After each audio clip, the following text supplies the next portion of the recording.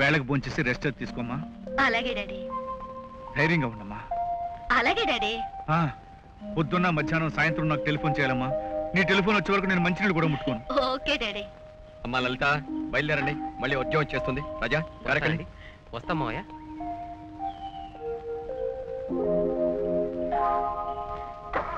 Tata daddy.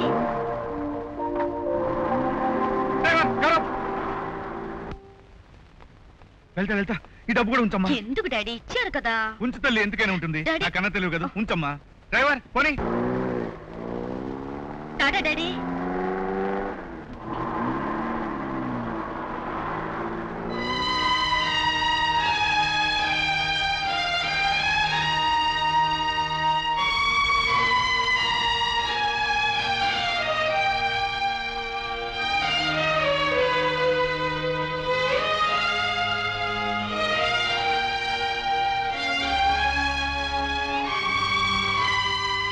Sir, ఇంత ఆనందంగా వాళ్ళని సాగనంపి ఇప్పుడేమిటి సార్ ఇలా అయిపోయారు?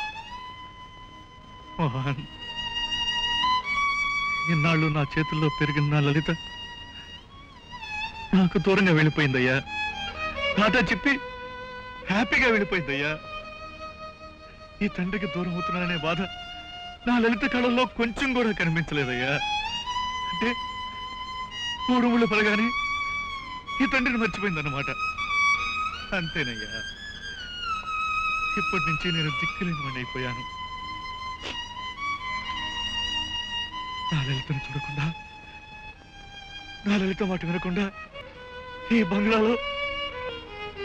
బంగ్లాలో నేను ఒంటరిగా ఎలా ఉండగలనయ్యా? I can't.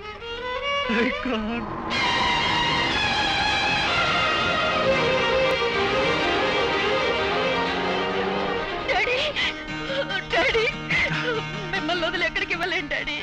వెళ్ళను. సార్, ఇప్పుడేమంటారు? లలిత నా కూతురయ్యా.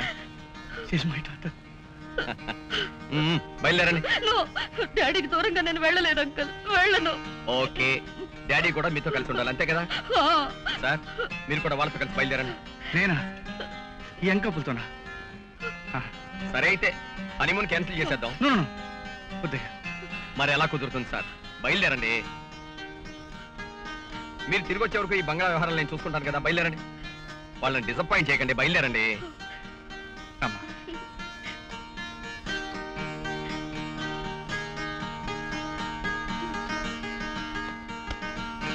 టాటా అంకుల్.